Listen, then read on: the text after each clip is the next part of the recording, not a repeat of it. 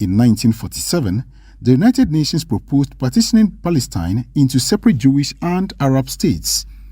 While Jewish leaders accepted the plan, leading to Israel's establishment in 1948, Arab leaders rejected it, resulting in the First Arab-Israeli War.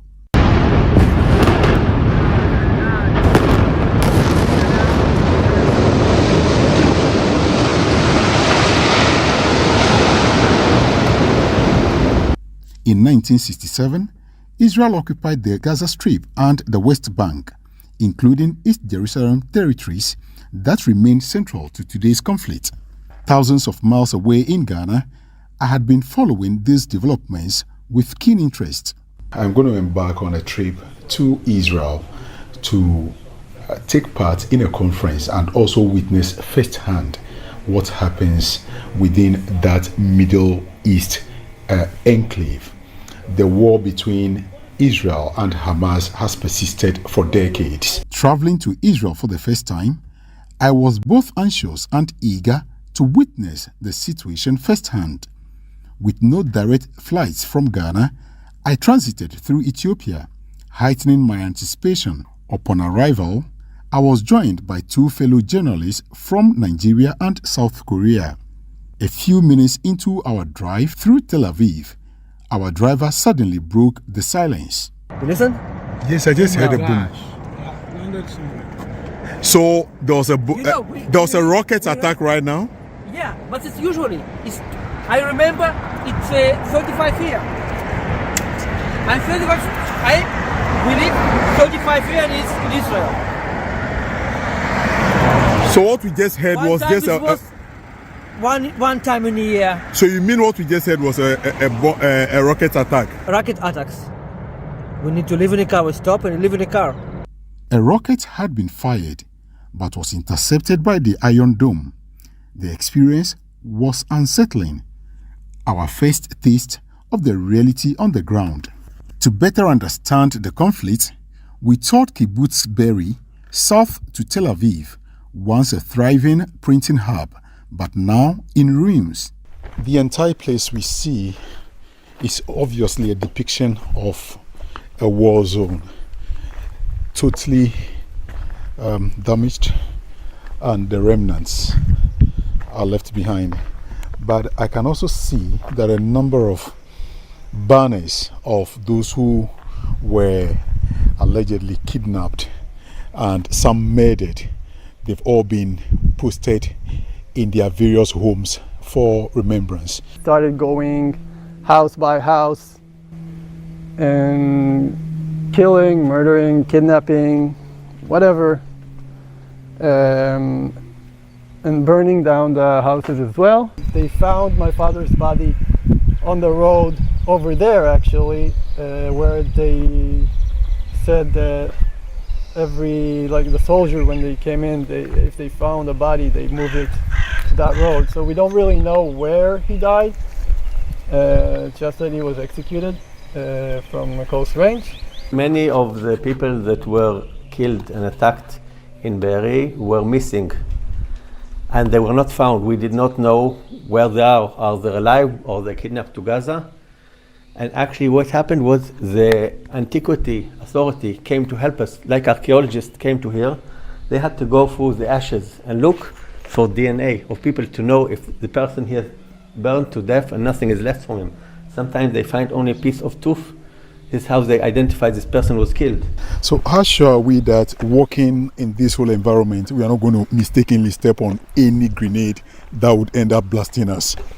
So that whole area was scanned for weeks for a few reasons. First reason was to check there are no explosives remained here, and the other thing was to check if no human remains are existing in this area. A whole area was scanned in order to see if any of the missing persons were actually dead and maybe some burnt bodies.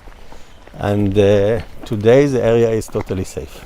According to the Israeli authorities, they would keep bombarding the Hamas people until the very last person is released.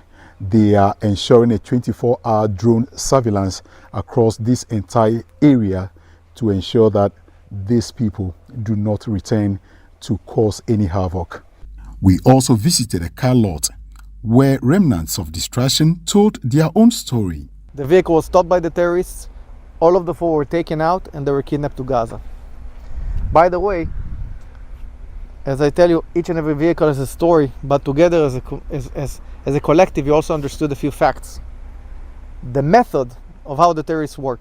In this case, you can see shots to the hood. They stop the vehicle and they kidnap the people. In other scenarios, they stop the vehicle and murder the people. Think about each and every vehicle here. You see it silent now. In those vehicles, there were our brothers and sisters, which were shot dead.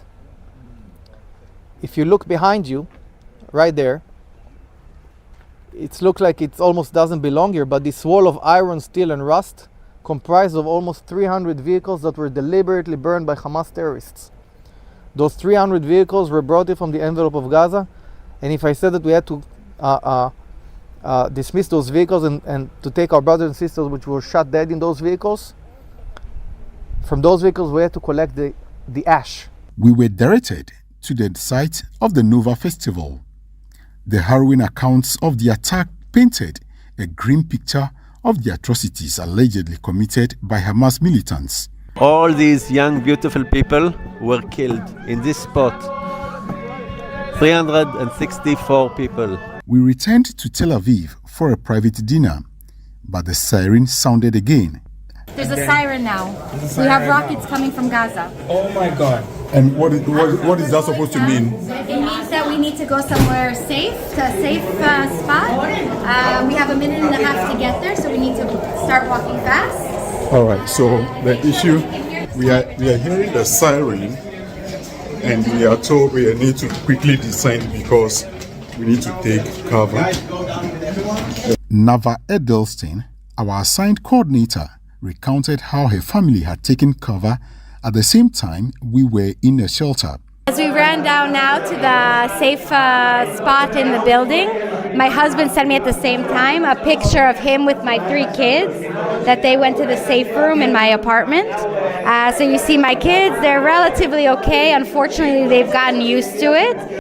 After 10 minutes, the alarm lifted and life resumed as if nothing had happened. We don't need to stay there for that long, we just for 10 minutes, but we had some times that we got some warnings that we need to keep some water in the shelter, or I don't know, or electricity.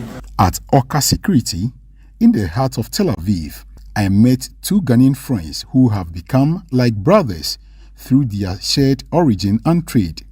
They work as chefs, preparing meals for hundreds of cybersecurity professionals protecting users in the cloud. Yao assured me that they feel very safe in Israel. We are very safe. We are very, very safe. We trust our security men here, the army, the police. I would say we are very safe than we are in Ghana. Seriously. But what they heard it in the news is not that we are seeing it here. Sometimes quite different. They will hear a lot of news, this has happened. Sometimes I haven't seen it in my eye before. But because of the journalists, it will go out. But we can say we are safe here. His friend, however, spoke on condition of anonymity. It's a good country, I would say that. A number of people say that there is war in Israel and Gaza, and so Ghanaians and your families back home are worried. Should we be worried? No, because we are safe here. And comparing Israel to Ghana, why did you decide to stay here? Here is good. Yeah. What message do you have for your friends who are in Ghana, they want to come to Israel or travel? What message do you have for them? They should try their possible best and come. It will help them. When asked how they ended up in Israel, Yao explained they arrived on tourist visas and stayed to earn a living. From Ashanti region, Asante, Achem, Agogo. Oh, interesting. Yeah. How did you get here? We are here as a tourist. Through the tourist, I decided not to go back and work for some time. So we came through tourists. How difficult was it to get a job here? I would say Israel know how to create Israel have a lot of job in Israel. And I would say it's not difficult to find a job in Israel. They have been in Israel for 2 years, working for employers who treat them well. I think that there is a lot of opportunity to work here, and we find that we have like people come to Israel from all sorts of Africa and Asia and America and Europe, so we get a lot of diverse people here. The sirens remind them of ever-present danger. On March 27, 2025, our last day in Israel, we attended another conference. During a short break, the siren sounded once again. My third experience with it. Old men, women, and even babies rushed into the bomb shelters. Many Israelis, accustomed to military training and frequent alarms, reacted with practice agency. For you, how many times have you heard this? No, it's my first time actually that I'm hearing the sirens, but I'm not afraid, to be honest. At various venues, soldiers patrolled with AK-47, a stark reminder of the nation's security mindset. Although the war rages along the borders and in the air, many Israelis insist they still feel safe. Meanwhile, Israel remains determined to secure the release of its hostages, with portraits of those captured or killed displayed throughout the country. We cannot forget for a moment the cry for our hostages that are still being held barbarically by Hamas in the depth of hell. We will not rest until every one last of them is free.